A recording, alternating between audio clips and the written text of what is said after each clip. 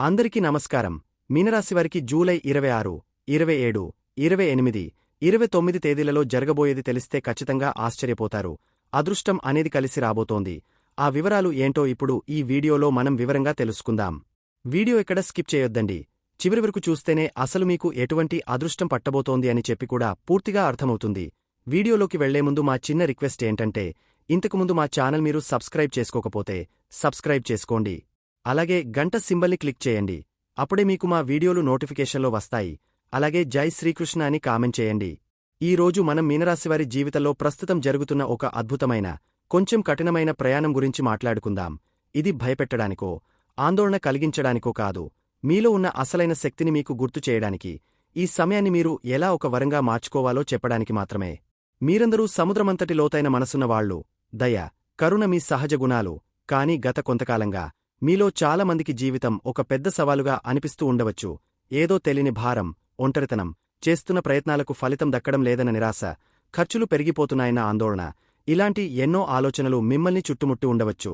మీ ప్రమేయం లేకుండానే కొన్ని నష్టాలు జరగడం, మీరు నమ్మిన వాళ్లే మిమ్మల్ని అర్థం చేసుకోకపోవడం, ఆరోగ్య సమస్యలు, ఇవన్నీ చూసి ఎందుకిలా జరుగుతోంది, నా తప్పేముంది అని మీకు మీరే ప్రశ్నించుకుంటూ ఉండవచ్చు. మీరు అడిగే ఈ ప్రశ్నలకు సమాధానం మీ గ్రహ సంచారంలోనే దాగి ఉంది. ప్రస్తుతం మీ జాతకంలో ఒకరు కర్మకారకుడైన శని భగవానుడు, మరొకరు దేవగురువైన బృహస్పతి మిమ్మల్ని ఒకేసారి పరీక్షిస్తూ అదే సమయంలో రక్షిస్తున్నారు. ఇది ఎలాగో వివరంగా మనస్కి హత్తుకునేలా చెప్పుకుందాం. ప్రస్తుతం శనిదేవుడు మీ రాశికి 12వ స్థానమైన వ్యయస్థానంలో కుంభరాశిలో సంచరిస్తున్నాడు. దీన్నే మనం ఏలినాటి శనిలో మొదటి దశ అంటాము. 12వ ఇల్లు అంటే ఖర్చులు, నష్టాలు, ఒంటరితనం, రహస్య శత్రువులు, ఆస్పత్రులు, నిద్రలేమి, మోక్షం, విదేశీ ప్రయాణాలు, ఇలాంటివన్నీ సూచిస్తుంది. శని భగవానుడు ఈ స్థానంలోకి రావడమంటే మీ జీవితంలో ఒక పెద్ద డీప్ క్లీనింగ్ మొదలైందని అర్థం. మీ ఇంట్లో పనికిరాని సామానంతా బయటపడేసి ఇంటిని శుభ్రం చేసుకుంటాం కదా, సరిగా అలాగే శనిదేవుడు మీ జీవితంలో పేరుకుపోయిన అనవసరమైన బంధాలను, చెడు అలవాట్లను, పనికిరాని ఆలోచనలను, అహంకారాన్ని బయటకు నెట్టేస్తున్నాడు. ఇది జరుగుతున్నప్పుడు కొంచెం నొప్పిగా, కష్టంగా అనిపిస్తుంది. కాని ఈ శుభ్రత పూర్తయ్యాక మీ జీవితం ఎంతో తేలికగా, ప్రశాంతంగా మారుతుంది. శని వక్రించడమంటే ఈ శుభ్రపరిచే ప్రక్రియ బయటకన్నా మీ లోపల, మీ మనసులో ఎక్కువగా జరుగుతోందని అర్థం. మీరు గతంలో చేసిన తప్పులను, తీసుకున్న నిర్ణయాలను మళ్లీ ఒకసారి వెనక్కి తిరిగి చూసుకునేలా చేస్తాడు. ఆ ఖర్చు నిజంగా అవసరమా, ఆ బంధం నాకు మేలు చేస్తుందా, నా ఆరోగ్యానికి నేను ఎంత విలువ ఇస్తున్నాను లాంటి కఠినమైన ప్రశ్నలను మీకే వేసుకునేలా చేస్తాడు. దీనివల్ల నిద్ర సరిగా పట్టకపోవచ్చు. మనసులో ఎప్పుడూ ఏదో ఒక ఆలోచన పరిగెడుతూ ఉండవచ్చు. ఖర్చులు అకస్మాత్తుగా పెరిగిపోవచ్చు. కాని ఆ ఖర్చు దేనికి అవుతుందో గమనించండి. చాలా వరకు అది మీ ఆరోగ్యానికో, పాత అప్పులు తీర్చడానికో, లేదా కుటుంబంలో ఒక తప్పనిసరి అవసరానికో అయి ఉంటుంది. శని భగవానుడు మిమ్మల్ని నిరుపేదను చేయడానికి రాలేదు, డబ్బు యొక్క నిజమైన విలువను నేర్పించడానికి వచ్చాడు. ఇప్పుడు శనిదేవుడి ప్రత్యేకమైన దృష్టిల గురించి మాట్లాడుకుందాం. ఆయన కూర్చున్న చోటుకన్నా చూసే చోట్ల ప్రభావం ఎక్కువగా ఉంటుంది. 12వ ఇంట్లో నుండి శని మీ ధనస్థానాన్ని, కుటుంబ స్థానాన్ని చూస్తున్నాడు. దీనివల్ల డబ్బు చేతిలో నిలవనట్టు అనిపిస్తుంది. ఆర్థికంగా ఒత్తిడి పెరుగుతుంది. కుటుంబ సభ్యులతో మాట్లాడేటప్పుడు మీ మాటలు కఠినంగా రావచ్చు. దానివల్ల అపార్థాలు తలెత్తవచ్చు. ఇక్కడ శని ఏం నేర్పిస్తున్నాడంటే, సంపాదించడం కాదు, దాన్ని ఎలా కాపాడుకోవాలో నేర్చుకో. నీ మాటలను అదుపులో పెట్టుకో. ఒక మాట అనే ముందు 100 సార్లు ఆలోచించు. కఠినమైన ఈ సమయంలో నీకు నిజంగా అండగా నిలిచే కుటుంబ సభ్యులు ఎవరో తెలుసుకో అని. ఇది మీ ఆర్థిక క్రమశిక్షణకు, మీ మాటల విలువకు పెడుతున్న పరీక్ష. శని యొక్క 7వ దృష్టి మీ 6వ ఇంటిపై రోగ, రుణ, శత్రుస్థానం అంటే నేరుగా మీ 6వ ఇంటిని చూస్తున్నాడు. ఇది రోగాలను, అప్పులను, శత్రువులను సూచించే స్థానం. అందుకే పాత ఆరోగ్య సమస్యలు మళ్లీ తిరగబెట్టవచ్చు. అప్పులు తీర్చడం కష్టంగా అనిపించవచ్చు. మీ వెనుక మీ గురించి చెడుగా మాట్లాడేవాళ్లు ఎక్కువ కావచ్చు. ఇక్కడ శని మిమ్మల్ని భయపెట్టడం లేదు, హెచ్చరిస్తున్నాడు. నీ ఆరోగ్యాన్ని నిర్లక్ష్యం చేయకు. ఇప్పటికైనా మేల్కో. అప్పుల ఊబిలో కూరుకుపోకు. ఒక్కొక్కటిగా తీర్చడానికి ప్రణాళిక వేసుకో. నీ చుట్టూ ఉన్న వాళ్లలో స్నేహితులెవరో, శత్రువులెవరో గమనించు అని మీకు కళ్ళు తెరిపిస్తున్నాడు. ఈ సమయంలో మీరు మీ ఆరోగ్యమీద పెట్టే ప్రతి రూపాయి భవిష్యత్తుకు ఒక పెట్టుబడి. శని యొక్క 10వ దృష్టితో మీ భాగ్యస్థానాన్ని, అంటే అదృష్టాన్ని, తండ్రిని, గురువులను, ఉన్నత విద్యను సూచించే ఇంటిని చూస్తున్నాడు. దీనివల్ల నాకు అదృష్టం కలిసి రావడం లేదు, నేను ఏం చేసినా కలిసి రావడం లేదు అనే భావన కలుగుతుంది. తండ్రితో లేదా గురువులతో అభిప్రాయ భేదాలు రావచ్చు. ప్రయాణాలలో ఆటంకాలు ఎదురవచ్చు. ఇక్కడ శనిదేవుడు చెప్పేది ఒక్కటే, అదృష్టమీద ఆధారపడకు. నీ కర్మమీద, నీ కష్టమీద ఆధారపడు. నీ కాళ్లమీద నువ్వు నిలబడటం నేర్చుకో. నీకంటూ ఒక సొంత సిద్ధాంతాన్ని, నమ్మకాన్ని ఏర్పరుచుకో అని. ఆయన మీ అదృష్టాన్ని లాక్కోవడం లేదు, మీరే మీ అదృష్టాన్ని సృష్టించుకునే శక్తిని మీకు ఇస్తున్నాడు. ఇప్పటివరకు విన్నదంతా చూస్తే అంతా కష్టంగా, నిరాశగా అనిపిస్తుంది కదూ. అవును, శనిదేవుడి పాఠాలు అలాగే ఉంటాయి. ఆయన ఒక కఠినమైన, కాని మన మంచి కోరే ఒక మాస్టారు లాంటివాడు. అయితే ఇక్కడే అసలు అద్భుతముంది. ఒకవైపు శనిదేవుడు ఇలా మిమ్మల్ని పరీక్షిస్తుంటే, మరోవైపు దేవగురువైన బృహస్పతి, మీ రాశినాథుడే, మీకు ఒక రక్షణ కవచంలా అండగా నిలబడ్డాడు. గురు భగవానుడు ప్రస్తుతం మీ 4వ ఇంట్లో సుఖస్థానంలో సంచరిస్తున్నాడు. 4వ ఇల్లు అంటే తల్లి, ఇల్లు, వాహనాలు, ఆస్తులు, మానసిక ప్రశాంతత, సంతోషం. మీ జీవితంలో అతి ముఖ్యమైన ఈ సుఖస్థానంలో సాక్షాత్తు గురువే కూర్చోవడం మీ అదృష్టం. శనివల్ల మీరు బయట ఎన్ని తుఫానులు ఎదుర్కొన్నా ఇంటికి రాగానే మీకు ప్రశాంతత లభిస్తుంది. మీ తల్లి లేదా తల్లిలాంటివారి ఆశీస్సులు మీకు ఉంటాయి. కుటుంబ సభ్యుల మద్దతు దొరుకుతుంది. మీ మనసులో ఎంత అలజడి ఉన్నా దాని తట్టుకునే మానసిక స్థైర్యాన్ని, ప్రశాంతతను గురుడు ఇస్తున్నాడు. శని ఒంటరితనాన్ని ఇస్తే గురుడు ఇంటిలో ఆనందాన్ని ఇస్తున్నాడు. శని ఖర్చులు పెంచితే గురుడు ఆస్తులను కాపాడటానికి సహాయం చేస్తున్నాడు. 4వ ఇంట్లో కూర్చున్న గురుడు తన 5వ దృష్టితో మీ 8వ ఇంటిని చూస్తున్నాడు. 8వ ఇల్లు ఆయుష్షును, ఆకస్మిక సంఘటనలను, అవమానాలను, వారసత్వ ఆస్తిని, దాగి ఉన్న రహస్యాలను సూచిస్తుంది. ఒకవైపు శని 6వ ఇంటిని చూసి ఆరోగ్య సమస్యలను, ప్రమాదాలను సూచిస్తుంటే, గురువు 8వ ఇంటిని చూసి మీ ఆయుష్కు రక్షణ కల్పిస్తున్నాడు. మీకు ఏదైనా పెద్ద ఆరోగ్య సమస్య వచ్చినా సరైన సమయంలో సరైన వైద్యుడు దొరికేలా చేస్తాడు. పెద్ద ప్రమాదం నుండి కూడా త్రుటిలో బయటపడేలా చేస్తాడు. శనివల్ల వచ్చే అవమానాల నుండి మిమ్మల్ని కాపాడి, మీకు తెలియని దారుల నుండి సహాయం అందేలా చేస్తాడు. మీకు ఆధ్యాత్మిక చింతన, జ్యోతిష్యం, ధ్యానం వంటి వాటిపై ఆసక్తిని పెంచి, శని ఇచ్చే మానసిక ఒత్తిడిని తట్టుకునే శక్తిని ఇస్తాడు. గురుడు నేరుగా మీ 10వ ఇంటిని, అంటే మీ వృత్తి, ఉద్యోగం, కీర్తి ప్రతిష్టలను సూచించే స్థానాన్ని చూస్తున్నాడు. శని 9వ ఇంటిని చూసి భాగ్యం సహకరించడం లేదని అనిపించేలా చేస్తుంటే, గురుడు మీ 10వ ఇంటిని చూసి, నువ్వు నీ పని నువ్వు నిజాయితీగా చెయ్యి, ఫలితం నేను చూసుకుంటా అని అభయమిస్తున్నాడు. ఉద్యోగంలో ఎన్ని ఒత్తిళ్లు ఉన్నా మీ గౌరవానికి ఎలాంటి భంగం వాటిల్లకుండా కాపాడతాడు. మీ కష్టానిపై అధికారులు గుర్తిస్తారు. వ్యాపారంలో ఎన్ని సవాళ్లు ఎదురైనా మీ పరువు నిలబడుతుంది. ఈ సమయంలో ఉద్యోగం పోతుందేమోనన్న భయం అక్కర్లేదు. బహుశా మీరు కోరుకున్న ప్రమోషన్ రాకపోవచ్చు, కాని మీ స్థానమాత్రం సురక్షితంగా ఉంటుంది. గురుడి దయవల్ల మీ వృత్తి జీవితానికి ఒక బలమైన పునాది పడుతుంది. ఇప్పుడు అసలైన అద్భుతం చూడండి. గురుడు తన 9వ, అత్యంత శుభప్రదమైన దృష్టితో మీ 12వ ఇంటినే చూస్తున్నాడు. ఇది ఒక అద్భుతమైన కలయిక. గురుడి కరుణామృత దృష్టి పడుతోంది. దీనివల్ల ఏం జరుగుతుందంటే, శని ఇవ్వాలనుకున్న చెడు ఫలితాల తీవ్రత చాలా వరకు తగ్గిపోతుంది. శని ఖర్చులు పెంచితే గురుడు ఆ ఖర్చులను శుభకార్యాల వైపు మళ్లిస్తాడు. అంటే మీరు అనవసరంగా డబ్బు పోగొట్టుకోకుండా ఒక మంచి పనికో, తీర్థయాత్రకో, పిల్లల చదువుకో, ఇంటి మరమ్మతులకో ఖర్చు పెట్టేలా చేస్తాడు. శని మిమ్మల్ని ఒంటరిగా ఉంచాలని చూస్తే, గురుడు ఆ ఒంటరి సమయంలో మీకు ఆధ్యాత్మిక నాలెడ్జిని, ధ్యానాన్ని, మంచి పుస్తకాలు చదివే అలవాటును ప్రసాదిస్తాడు.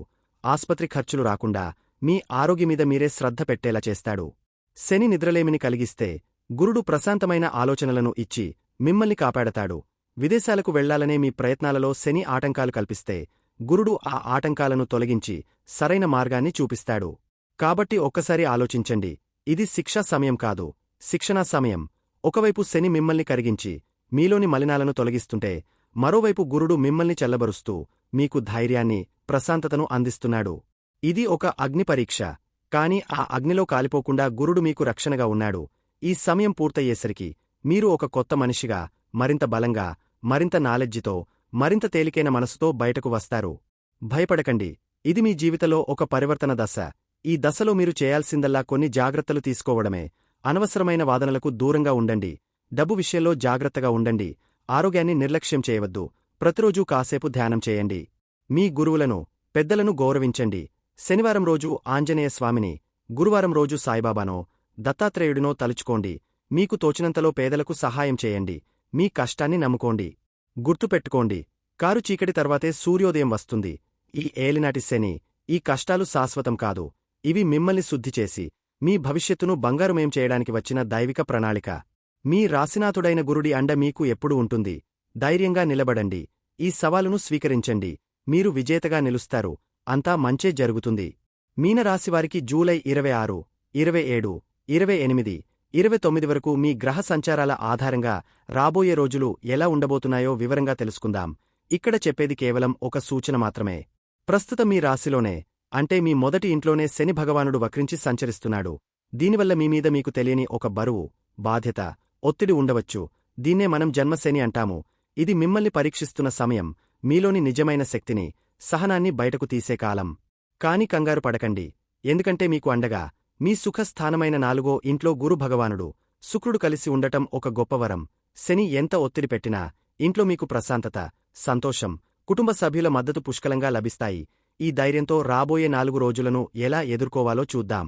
జూలై 26. ఈ రోజు మీ మనస్సు 2 రకాలుగా పనిచేస్తుంది. ఉదయం పూట మీ ఆలోచనలన్నీ మీ పిల్లలు, మీ ప్రేమ జీవితం, మీలోని సృజనాత్మకత చుట్టూ తిరుగుతాయి. 5వ ఇంట్లో సూర్యుడు, వక్రించి ఉన్న బుధుడు, చంద్రుడు ఉండటం వల్ల పిల్లలతో సమయం గడపాలనిపిస్తుంది. వారి చదువుల గురించి, వారి భవిష్యత్తు గురించి ఆలోచిస్తారు. విద్యార్థులు కొత్త విషయాలు నేర్చుకోవడానికి ఉత్సాహం చూపిస్తారు. అయితే బుధుడు వక్రించి ఉండటం వల్ల మీరు చెప్పాలనుకున్నది ఒకటి, అవతలివారు అర్థం చేసుకునేది మరొకటి కావచ్చు. ముఖ్యంగా ప్రేమికులు, పిల్లలతో మాట్లాడేటప్పుడు కాస్త నెమ్మదిగా, స్పష్టంగా మాట్లాడండి. పాత స్నేహితులతో మళ్లీ మాట్లాడాలనిపించవచ్చు. ఆర్థికంగా ఏదైనా పెట్టుబడులు పెట్టాలనుకుంటే తొందరపడి నిర్ణయాలు తీసుకోవద్దు, బాగా ఆలోచించండి. మధ్యాహ్నం 4 గంటలు దాటిన తర్వాత చంద్రుడు మీ 6వ ఇంట్లోకి, సింహరాశిలోకి ప్రవేశిస్తాడు. అప్పటినుండి మీ దృష్ట్యంతా ఒక్కసారిగా మీ పనులు, మీ ఆరోగ్యం, మీ రోజువారీ బాధ్యతల మీదకు మళ్లుతుంది. అప్పటివరకు ఉన్న తేలికైన మనస్సు ఒక్కసారిగా చురుగ్గా మారిపోతుంది. ఉద్యోగస్తులకు ఇది ఒక అద్భుతమైన సమయం. మీ 6వ ఇంట్లో కుజుడు, కేతువు కలిసి ఉండటం వల్ల మీకు తెలియని ఒక ధైర్యం, పట్టుదల వస్తాయి. ఆఫీసులో మీపై ఎవరైనా ఆధిపత్యం చెలాయించాలని చూస్తున్నా మీ పనితోనే వారికి సమాధానం ఇస్తారు. చాలా కాలంగా పెండింగ్లో ఉన్న పనులను పూర్తి చేయడానికి కావాల్సిన శక్తి మీకు లభిస్తుంది. వ్యాపారస్తులు తమ పోటీదారుల కన్నా ఒక అడుగు ముందుంటారు. వారి ఎత్తుగడలను ముందే పసిగట్టి వాటికి తగ్గట్టుగా నడుచుకుంటారు. ఆరోగ్యం విషయంలో మాత్రం కాస్త శ్రద్ధ అవసరం. పాత అనారోగ్య సమస్యలు ఏమైనా ఉంటే అవి మళ్లీ బయటపడవచ్చు. కాని అదే సమయంలో వాటిని సమూలంగా నయం చేసుకోవడానికి కావాల్సిన శక్తి కూడా మీకు కుజుడు ఇస్తాడు. కడుపుకు సంబంధించిన సమస్యలు, ఒత్తిడి వల్ల వచ్చే తలనొప్పి వంటి వాటిపట్ల జాగ్రత్తగా ఉండండి. కుటుంబ జీవితంలో పని ఒత్తిడి ఎంత ఉన్నా 4వ ఇంట్లో ఉన్న గురు, శుక్రుల వల్ల ఇంటికి రాగానే ప్రశాంతత లభిస్తుంది. మీ జీవిత భాగస్వామి మీ అలసటను అర్థం చేసుకుని మీకు అండగా నిలుస్తారు. మొత్తమీద ఈ రోజు ఉదయం ఆనందంగా, మధ్యాహ్నం నుండి కార్యోన్ముఖంగా గడుపుతారు. జూలై 27. ఈ రోజు ఆదివారం అయినా మీ మనసు విశ్రాంతి తీసుకోవడానికి సిద్ధంగా ఉండదు. మీ ఆలోచనలన్నీ పని చుట్టూనే తిరుగుతాయి. చంద్రుడు, కుజుడు, కేతువు ముగ్గురూ మీ 6వ ఇంట్లో బలంగా సంచరిస్తుండటం వల్ల మీకు ఒకటే లక్ష్యముంటుంది. సమస్య ఏదైనా దాన్ని పరిష్కరించాలి. ఉద్యోగస్తులు సెలవు రోజు అయినా ఆఫీస్ పనుల గురించి ఆలోచిస్తారు, లేదా రేపటి పనికి ప్రణాళికలు వేసుకుంటారు. మీలో ఉన్న పోరాట పటిమ రెట్టింపు అవుతుంది. చాలా కాలంగా మిమ్మల్ని వేధిస్తున్న ఒక సమస్యకు ఈ రోజు మీరు ఒక పరిష్కారం కనుగొంటారు.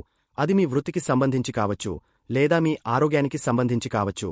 వ్యాపారస్తులకు తమ వ్యాపారంలో ఉన్న లోపాలను సరిదిద్దుకోవడానికి, పోటీని తట్టుకోవడానికి కొత్త వ్యూహాలను రచించడానికి ఇది సరైన రోజు. ఆర్థికంగా పాత అప్పులు ఏమైనా ఉంటే వాటిని తీర్చడానికి ప్రయత్నిస్తారు, లేదా ఖర్చులను అదుపులో పెట్టుకోవడానికి కఠినమైన నిర్ణయాలు తీసుకుంటారు. ఆరోగ్యపరంగా ఈ రోజు మీరు ఒక కొత్త ఆరోగ్యకరమైన అలవాటును మొదలుపెట్టడానికి చాలా అనుకూలమైనది. వ్యాయామం చేయడం, లేదా ఆహారపు అలవాట్లను మార్చుకోవడం వంటివి మొదలుపెడితే అవి మీకు దీర్ఘకాలంలో మేలు చేస్తాయి. కుటుంబ వాతావరణం ప్రశాంతంగానే ఉంటుంది. మీరు పని ఒత్తిడిలో ఉన్నా మీ కుటుంబ సభ్యులు మీకు పూర్తి సహకారం అందిస్తారు. మీ ఇంట్లో ఏదైనా చిన్న చిన్న మరమ్మతులు చేయించడానికి, లేదా ఇంటిని అందంగా సర్దుకోవడానికి సమయం కేటాయిస్తారు. ప్రేమికులకు మీ భాగస్వామికి సమయం ఇవ్వలేకపోతున్నామనే చిన్న అసంతృప్తి ఉండవచ్చు, కాని మీ బాధ్యతలను వారు అర్థం చేసుకుంటారు. విద్యార్థులకు, ముఖ్యంగా పోటీ పరీక్షలకు సిద్ధమవుతున్న వారికి ఈ రోజు ఎంతో అనుకూలమైనది. కష్టపడి చదివితే మంచి ఫలితాలు వస్తాయి. మీలో ఉన్న ఏకాగ్రత పెరుగుతుంది. జన్మశని ప్రభావం వల్ల అప్పుడప్పుడు నిరాశ కలిగినా మీ 6వ ఇంట్లో ఉన్న గ్రహాలు మిమ్మల్ని ముందుకు నడిపిస్తాయి. లేచి నిలబడు, పోరాడు అని చెప్తాయి. జూలై 28. నిన్నటి శక్తి, పట్టుదల ఈ రోజు కూడా కొనసాగుతాయి. సోమవారం కావడంతో మీరు రెట్టించిన ఉత్సాహంతో పనిలోకి దూకుతారు. ఆఫీసులో మీ దూకుడును చూసి మీపై అధికారులు, సహోద్యోగులు ఆశ్చర్యపోతారు. ఏ పనైనా సరే దాని సమయానికి పూర్తి చేయాలనే తపన మీలో బలంగా ఉంటుంది. మీ పనితీరుతో అందరినీ మెప్పిస్తారు. శత్రువులు లేదా మీకు గీటని వారు కూడా మీ దారికి రారు, ఎందుకంటే మీలో ఉన్న ఆత్మవిశ్వాసం అలాంటిది. వ్యాపారస్తులు తమ వ్యాపారంలో కొన్ని సాహసోపేతమైన నిర్ణయాలు తీసుకుంటారు. కొత్త డీల్స్ కుదుర్చుకోవడానికి, మార్కెట్లో మీ స్థానాన్ని పదిలం చేసుకోవడానికి ఇది మంచి రోజు. ఆర్థికంగా మీ కష్టానికి తగిన ప్రతిఫలం అందే సూచనలు ఉన్నాయి. ఉద్యోగంలో ప్రమోషన్ లేదా ఇంక్రిమెంట్ గురించి చర్చలు జరగవచ్చు. 5వ ఇంట్లో ఉన్న సూర్యుడు, బుధుడు వల్ల పిల్లల విద్య లేదా వారి అవసరాల కోసం కొంత డబ్బు ఖర్చు చేయాల్సి రావచ్చు. అది మీకు సంతోషాన్ని ఇస్తుంది. ఆరోగ్యం విషయంలో నిన్నటి జాగ్రత్తలే ఈ రోజు కూడా పాటించాలి. అతిగా పనిచేసి ఆరోగ్యాన్ని నిర్లక్ష్యం చేయవద్దు. ముఖ్యంగా జీర్ణ సంబంధిత సమస్యలు రాకుండా చూసుకోండి. ఇక కుటుంబ జీవితం విషయానికి వస్తే మీరు పనిలో ఎంత నిమగ్నమై ఉన్నప్పటికీ మీ కుటుంబానికి ఇవ్వాల్సిన ప్రాధాన్యతను ఇస్తారు. 4వ ఇంట్లో ఉన్న గురు శుక్రుల అనుగ్రహం వల్ల ఇంట్లో సంతోషం వెల్లివిరుస్తుంది. వాహనం కొనాలని ఆలోచిస్తున్న వారికి లేదా ఇల్లు మారాలని చూస్తున్న వారికి అనుకూలమైన వార్తలు అందవచ్చు. వివాహితులకు మీ భాగస్వామితో సంబంధం బలంగా ఉంటుంది. వారు మీ విజయానికి వెన్నుదన్నుగా నిలుస్తారు. ప్రేమికులు ఒకరినొకరు బాగా అర్థం చేసుకుంటారు. విద్యార్థులు తమ ప్రాజెక్టులను అసైన్మెంట్లను పూర్తి చేయడానికి బాగా కష్టపడతారు. మొత్తమీద ఈ రోజు మీ కష్టానికి పట్టుదలకు గుర్తింపు లభించే రోజు. జూలై 29 ఈ రోజు మీ గ్రహ సంచారంలో ఒక పెద్ద మార్పు రాబోతోంది. ఉదయాన్నే చంద్రుడు కుజుడు ఇద్దరూ మీ 7వ ఇంట్లోకి కన్యారాశిలోకి ప్రవేశిస్తారు. ఇప్పటివరకు మీ దృష్టి అంతా మీ పని, ఆరోగ్యం, శత్రువులపై ఉండగా ఈ రోజు నుండి మీ దృష్టి అంతా మీ జీవిత భాగస్వామి, వ్యాపార భాగస్వాములు, ఇతరులతో మీకున్న సంబంధాల మీదకు మళ్లుతుంది. 7వ ఇంట్లో చంద్రుడు కుజుడు కలిసి ఉండటం వల్ల మీ సంబంధాలలో తీవ్రత, భావోద్వేగాలు ఎక్కువగా ఉంటాయి. వివాహితులకు ఇది కొంచెం పరీక్షా సమయం. మీ మాటల్లో, చేతల్లో తెలియకుండానే కాస్త ఆవేశం, దూకుడు కనిపించవచ్చు. చిన్న చిన్న విషయాలకే మీ భాగస్వామితో వాదనలు జరగవచ్చు.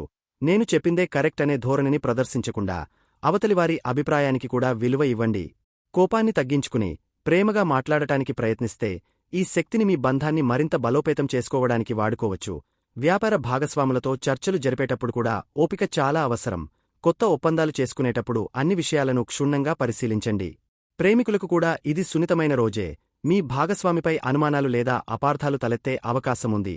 ఎలాంటి నిర్ణయానికైనా వచ్చే ముందు ప్రశాంతంగా కూర్చుని మాట్లాడుకోవడం ఉత్తమం. మరోవైపు ఈ గ్రహ సంచారం వల్ల మీలో సామాజికంగా కలవాలనే కోరిక కూడా పెరుగుతుంది. కొత్త వ్యక్తులను కలుస్తారు. ఆర్థికంగా భాగస్వామ్య వ్యాపారాల ద్వారా లాభాలు వచ్చే అవకాశముంది.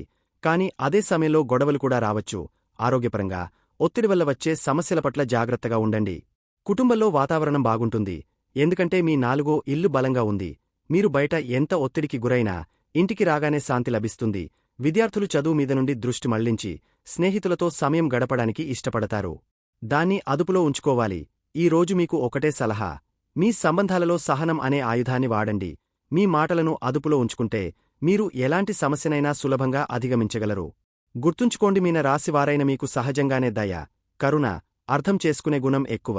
జన్మశని మిమ్మల్ని కఠినంగా మారుస్తున్నా మీలోని ఆ మంచి గుణాలను వదులుకోకండి. అవే మీకు నిజమైన శ్రీరామరక్ష. మీనరాశివారు పాటించాల్సిన పరిహారాలను వివరంగా తెలుసుకుందాము. మీనరాశివాళ్లకి నాదొక చిన్న మాట: మీరందరూ చాలా మంచి మనస్సున్నవాళ్లు. ఇతరుల బాధను చూసి త్వరగా కరిగిపోతారు. దీనికి కారణం మీ రాశి అధిపతి దేవగురువైన బృహస్పతి. ఆయనే మీకు అతిపెద్ద బలం. అందుకే మీరు చేయాల్సిన మొదటి పని మీ గురువును బలంగా ఉంచుకోవడం. దీనికోసం పెద్ద పెద్ద ఖర్చులు చేయాల్సిన పనిలేదు. ప్రతి గురువారం రోజు దగ్గర్లో ఉన్న సాయిబాబా గుడికి కాని ఏదైనా దేవాలయానికి కాని వెళ్లి దండం పెట్టుకోండి. పసుపు రంగు బట్టలు వేసుకోవడానికి ప్రయత్నించండి. పెద్దవాళ్లను, గురువులను, మీకు చదువు చెప్పిన వాళ్లను గౌరవించండి. ప్రస్తుతం మీకు జన్మ శని నడుస్తోంది కాబట్టి మనసులో కొంచెం భయం, ఒత్తిడి ఉండటం సహజం. ఆ శనిదేవుడిని శాంతింపజేయడానికి ఉన్న ఒకే ఒక సులువైన దారి ఆంజనేయ స్వామిని పట్టుకోవడం. ప్రతి శనివారం హనుమాన్ చాలీసా చదువుకోండి. మీ శక్తి కొలది శనివారం రోజు ఎవరికైనా పేదవాళ్లకు కాస్త నూనె కాని, నల్ల నువ్వులు కాని దానం చేయండి. ఈ రెండూ చాలు. మీమీద ఉన్న పెద్ద భారం తగ్గిపోయినట్టు అనిపిస్తుంది. ఇక రెండోది, మీ రోజువారీ జీవితంలో కొన్ని చిన్న మార్పులు చేసుకోవడం. మీది నీటి తత్వానికి చెందిన రాశి. అందుకే మీ మనసు సముద్రంలాంటిది. త్వరగా అలజడికి గురవుతుంది. మనసు ప్రశాంతంగా ఉండటానికి రోజు పొద్దున్నే లేవగానే ఒక 5 నిమిషాలు కళ్ళు మూసుకుని ప్రశాంతంగా కూర్చోండి. పెద్ద పెద్ద మంత్రాలు రాకపోయినా ఫర్వాలేదు. ఓం గురవే నమః లేదా ఓం నమః శివాయ అని మనసులో అనుకోండి. వీలైతే ప్రతిరోజూ స్నానం చేశాక నుదుటిమీద కొద్దిగా పసుపు లేదా గంధం బొట్టు పెట్టుకోండి. ఇది మీలో సానుకూల శక్తిని పెంచుతుంది. 12వ ఇంట్లో రాహువు ఉండటం వల్ల అనవసరమైన ఖర్చులు, నిద్రలేమి సమస్యలు ఉండొచ్చు. అందుకే రాత్రి పడుకునే ముందు కాసేపు దేవుడిని తలుచుకుని అన్ని చింతలు ఆయన పాదాల దగ్గర వదిలేసి నిద్రపోండి. అనవసరమైన విషయాల గురించి ఎక్కువగా ఆలోచించి మీ ఆరోగ్యాన్ని పాడుచేసుకోవద్దు. మూడోది, చాలా ముఖ్యమైనది, మీకున్న మంచి మనస్సును మంచి పనులకు వాడటం. సేవ, దానం చేయడం కన్నా గొప్ప పరిహారం మరొకటి లేదు. మీకు తోచినంతలో ఆకలితో ఉన్నవాళ్లకు అన్నం పెట్టడం, చదువుకునే పేద పిల్లలకు పుస్తకాలు కొనివ్వడం, లేదా పక్షులకు, జంతువులకు ఆహారం, నీళ్లు పెట్టడం వంటివి చేయండి. మీరు ఇతరులకు సహాయం చేస్తున్నప్పుడు మీ గ్రహాలు శాంతించి మీకు సహాయం చేస్తాయి. ముఖ్యంగా ముసలివాళ్లకి, వికలాంగులకు సహాయం చేయడం వల్ల శనిదేవుడు ఎంతో సంతోషిస్తాడు.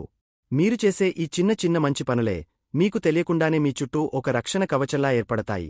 గుర్తుపెట్టుకోండి, మీరు భయపడాల్సిన పనిలేదు. ఎందుకంటే మీ మంచి మనసే మీకు అతిపెద్ద రక్ష.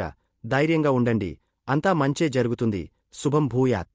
చూశారు కదండి, ఈ వీడియో గనక మీకు నచ్చినట్లయితే ప్లీజ్ లైక్ చేసి మీ ఫ్రెండ్స్కి షేర్ చేయండి. అలాగే జై శ్రీకృష్ణ అని కామెంట్ చేయండి. అలాగే మా కొత్త వీడియోలు మీకు వెంటనే చేరాలంటే మా ఛానల్ను సబ్స్క్రైబ్ చేసుకుని పక్కనే ఉన్నటువంటి బెల్ ఐకాన్ని ప్రెస్ చేయండి. ధన్యవాదములు.